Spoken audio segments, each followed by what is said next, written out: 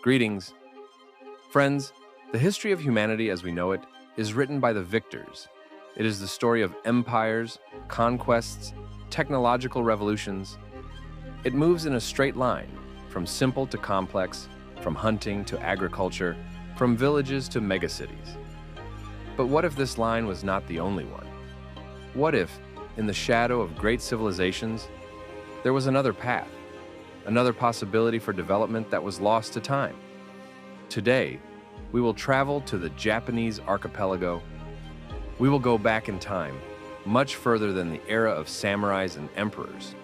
We will immerse ourselves in a misty age that began at the end of the last ice age and lasted an incredible 10,000 years. Today, we are talking about the Jomon period. The Jomon culture was discovered almost by chance in 1879.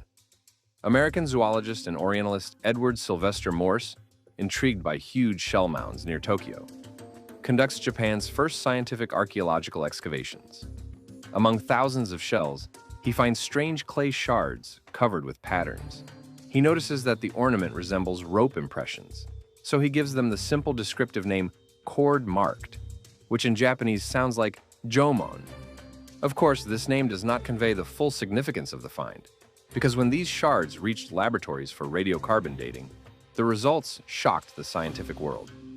Dating of fragments from the Odaya Yamamoto site indicates an age of about 16,500 years. This may mean that the technology for making ceramics appeared in the Japanese archipelago significantly earlier than in most regions of the world, where it is usually associated with the transition to agriculture. And this was not just one invention, it was a whole evolution. So, in the period known as incipient Jomon, the first vessels with primitive ornamentation were small, bowl-shaped, with a conical base for sticking them into the ground or bonfire ashes.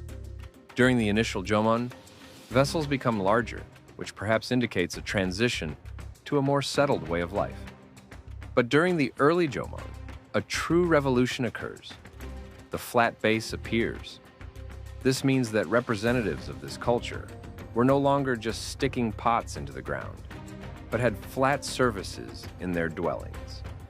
The golden age of this culture falls on the middle Jomon, when firing techniques improve and something incredible appears, the so-called flame style or kandoki. The main feature of these pots is their extremely high, complex asymmetrical rims that resemble tongues of flame twisting. These tongues can be carved, perforated with protrusions and openings, creating a dynamic and almost sculptural look. In addition to the flame rims, the surface of the pots is often decorated with complex patterns made using rope impressions.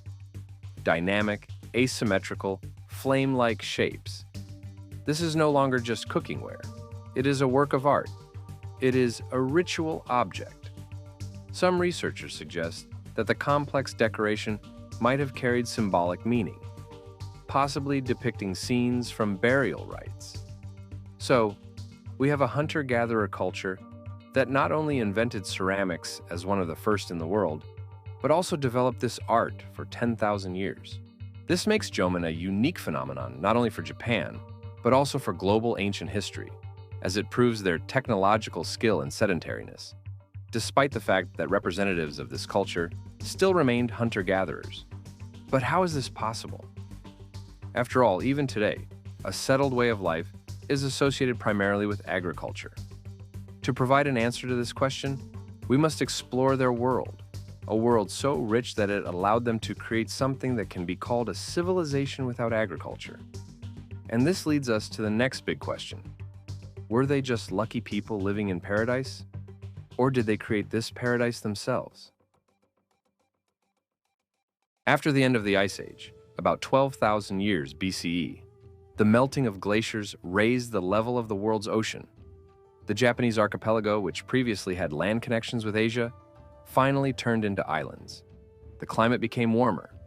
The archipelago was covered with dense forests, rich in edible resources. In the rivers, huge schools of salmon spawned. Spotted deer and wild boars lived in the forests, and the sea was an inexhaustible source of fish, shellfish, and marine mammals. The representatives of the Jomon culture were skillful hunters. They used bows and arrows, as well as pit traps. They were skilled fishermen who had bone hooks, harpoons, and nets with stone weights in their arsenal. They were also experienced gatherers who collected not only nuts, but also tubers, mushrooms, and wild potatoes. This looks like an idyllic picture of life in harmony with nature. But was this harmony passive, or did people actively manage their environment? Evidence emerging recently suggests the latter. So, archaeologists suggest that representatives of the Jomon culture were not just gatherers. Research at Udodo shows that people not only intensively used nut-bearing trees, but could also promote their spread and even the development of cultivated forms. That is, they actually created managed forest gardens around their settlements. This theory is also supported by evidence of the cultivation of a number of herbaceous plants: soybeans, bottle gourd, hemp, perilla, and adzuki beans. Thus, genomic studies have shown that all modern cultivated varieties of adzuki originated from a wild form that grew specifically in eastern Japan. The domestication process began here, perhaps as far back as 10,000 years ago. Well, and the most compelling evidence is international import, namely domesticated peaches, dated to the 6th millennium BCE, which were probably brought to the Japanese archipelago from China. This indicates not only the existence of knowledge about plant cultivation, but also the existence of complex interregional ties between the archipelago and the continent. At the same time, researcher Junko Habu notes that although the evidence for cultivation is undeniable, none of these plants seem to have played the role of a staple food. It was not rice or wheat that could have formed the basis of an entire economy. Many archaeologists believe that cultivation remained small-scale, meaning it was a supplement to the rich hunter-gatherer diet, but not its replacement. So what can we say for sure? Representatives of the Jomon culture were not just hunters, but they were not full-fledged farmers either. They were in the middle, in an intermediate zone that science is only beginning to understand. This is what can be called low-level food resource management. But one thing is already clear. Their unique economic model was extremely successful. So successful that it allowed representatives of this culture to take the next step in their development. A step usually associated only with developed agrarian civilizations. They began to build cities. So, during the era known as incipient Jomon, sites like Odaya, Yamamoto, Charpin were small, indicating the initial stages of sedentariness. But already during the initial Jomon, in settlements like Kakinoshima, the first burial grounds appear, separated from the residential area, which may indicate the formation of ideas about the afterlife. Then, the settlements acquire a clear structure. Storage pits for supplies and special shell middens appear, as we can see, for example, in the Kitakogane settlement. This indicates long-term residence and perhaps even planning. Well, and during the Middle Jomon, a demographic explosion occurs. Japanese archaeologist Keiji Imamura, analyzing the number of dwellings, concluded that the population grew extremely rapidly, and this population began to build something completely new. So, meet Sanai Maruyama, the largest known settlement of the Jomon period, with an area of about 36 hectares. About 5,000 years ago, up to 500 people could live here simultaneously. Remains of over 600 pit dwellings and huge public structures were discovered here, one of which reached 32 meters in length and 10 meters in width. Perhaps it was a communal workshop or even a place for public gatherings. But the most mysterious object here is the monumental six-pillared structure. Its purpose is not fully known. Hypotheses are diverse: a tower, a monument, a ritual platform, or even a lighthouse that indicated the way to Mutsu Bay. The construction of such an object required not only coordinated efforts of a large number of people, but also deep engineering knowledge. This indicates the presence of mechanisms for coordinating labor that go beyond a simple community. This leads us to a new, even more complex riddle. Who managed these people? Did power and elite or social inequality exist in Jomon society? This is a question that, as is often the case, has again divided archaeologists into several camps. The first theory emphasizes the egalitarian utopia. This view, which long prevailed in popular literature and even school textbooks, paints us a picture of a peaceful, poor, but equal society where there was no significant difference in status or wealth. The second theory tells us about a stratified society. Thus, archaeologist Yasushi Kazu believes that the theory of egalitarian utopia is associated with a progressivist view of history, one that automatically attributes primitive forms of organization to the early stages of human development. New excavations, for example, at the Karimba site in Hokkaido indicate the possible presence, if not of a clear hierarchical structure, then at least social differentiation. And the evidence for this, as is often the case, awaits us underground, that is, in the graves. As the eyes are the mirror of the soul, so too are burial practices the mirror of society. And in Jomon, it reflects a very complex picture. Thus, the burial of infants in large ceramic jars, according to the theory of Isao Okamoto, may mean that the society was matrilineal, meaning kinship was traced through the mother's line. He draws a symbolic analogy between ceramics as a container and a woman as a life-bearer. Thus, the pot, which symbolically gives birth to food for life, becomes the last symbolic womb for the child returning to the earth. This was an act of protection and perhaps a hope for rebirth. Also, I think we can mention the theory of Hideji Harunari, which is based on the widespread practice of ritual tooth extraction. Harunari identified two main types of extraction: type 4I, extraction of 4 lower incisors and 2 upper canines, and type 2C, extraction of 2 lower and 2 upper canines. His bold hypothesis is that individuals with type 4I were native members of the community, while individuals with type 2C were newcomers who entered the community through marriage.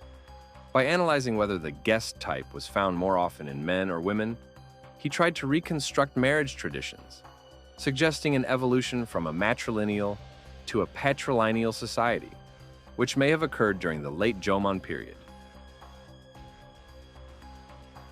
In addition, it must be said that this practice was widespread and concerned the vast majority of the population, not just the elite. And this may reinforce arguments in favor of a horizontally organized society, where social norms and rituals were mandatory for everyone and not imposed by a ruling class.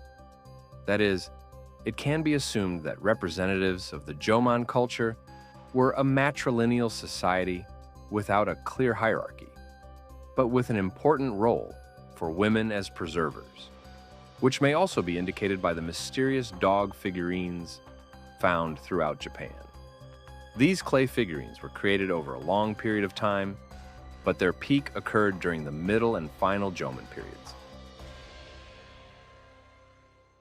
Almost the absolute majority of dog depict female or anthropomorphic figures with strongly pronounced female features. The first thing that catches the eye is the hypertrophied signs of fertility: large breasts, wide hips, and often a swollen, pregnant abdomen. The arms and legs, on the contrary, are often simplified or completely absent. The faces of the dog are rarely realistic. The most famous type, Shakoki dog, or light-blocking goggle-eyed dog, has huge eyes resembling Inuit goggles. Other styles have heart-shaped faces or simply outlined features. The surface of the figures is covered with complex carved or cord-marked patterns, which echo the ornaments on the ceramics of that time. This indicates a common symbolic language. It is usually believed that the dog were embodiments of the mother goddess or fertility spirit. They were used in rituals to ensure the successful birth of children, as well as the fertility of the land. So these figurines are the strongest evidence that the female principle, fertility, and the birth of life were at the center of the spiritual world of the Jomon culture. This, in my opinion, perfectly emphasizes the theory of matrilineality and the high social status of women in this culture. However, there are also other theories. For example, Japanese archaeologist Tatsu Kobayashi proposed a theory that changes everything. He suggested that the dog were empty vessels for spirits. They were created so that the immaterial spirits of nature or ancestors could acquire a visible, concrete form and interact with the world of people. This may explain their stylized, non-human appearance and the fact that the oldest figurines were often headless. In his opinion, these figurines did not depict people. They were made to help spirits incarnate in the material world. In support of this theory, the star houses can also be cited, which appear in the late Jomon period. The most famous of these is the Oyu complex in Akita Prefecture, which consists of two main concentric circles, Manza and Nonakado. Around them, the remains of buildings on pillars, storage pits, and numerous burials were found. And this is not chaotic construction. Some stones form a structure similar to a sundial, and the line drawn between the centers of the two main circles points exactly to the point of sunset on the summer solstice. This indicates the presence of deep astronomical knowledge among the Jomon people. British archaeologist Susan Graney draws direct parallels between these structures and Neolithic stone circles in Britain, such as the famous Stonehenge. So, before us is a culture that achieved incredible heights in technology, social organization, and spiritual practices. They created a unique civilization that existed in harmony with its world for 10,000 years. But every cycle has its end. After millennia of stability, the Jomon culture disappears. What happened? Was it a peaceful transformation or a violent replacement? To answer this question, we must understand who they were genetically. It is believed that the ancestors of the Jomon culture carriers arrived in the Japanese archipelago during the late Paleolithic period. Population genetic data shows that they separated from other East Asian peoples approximately 30,000 years ago and remained in relative isolation for millennia. Moreover, the Jomon population itself was not homogeneous, but consisted of different Paleolithic populations that migrated along different paths and at different times. But approximately in the middle of the first millennium BCE, fundamentally new technologies appear in the archipelago, marking the beginning of the new Yayoi era. How to explain this change? The classical theory, the dual structure model of anthropologist Kazuro Hanihara, asserts that this was the result of a mass migration of Yayoi culture carriers from the continent. These migrants, who already had experience of demographic growth in the Neolithic, brought with them rice cultivation and metallurgy, and eventually genetically overlapped or assimilated the indigenous Jomon population. For a long time, this model was dominant, but modern genetic studies paint an even more complex picture. They confirm that the Jomon heritage did not disappear. On average, modern Japanese inherited 10 to 20% of their DNA from these ancient people. The direct descendants with the largest share of Jomon genes are considered to be the Ainu in the north and the Ryukyuans in the south. That is, the transition from Jomon to Yayoi was not a one-time act, but a mosaic of different processes of migration, assimilation, cultural exchange, and all this lasted for centuries. Jomon is an extremely important example of an alternative path of cultural development. They proved that to create a great, stable, and complex culture, you do not necessarily need kings, empires, or total agriculture. Sometimes all that is needed is a deep understanding of one's world, a creative spirit, and 10,000 years of time. Their lost world continues to raise questions, and possibly, in the search for answers to them, we will better understand not only the past of Japan, but also the diversity of paths of development for all of humanity. Friends, thank you for watching this video until the end. If you liked it, please like and subscribe to the channel.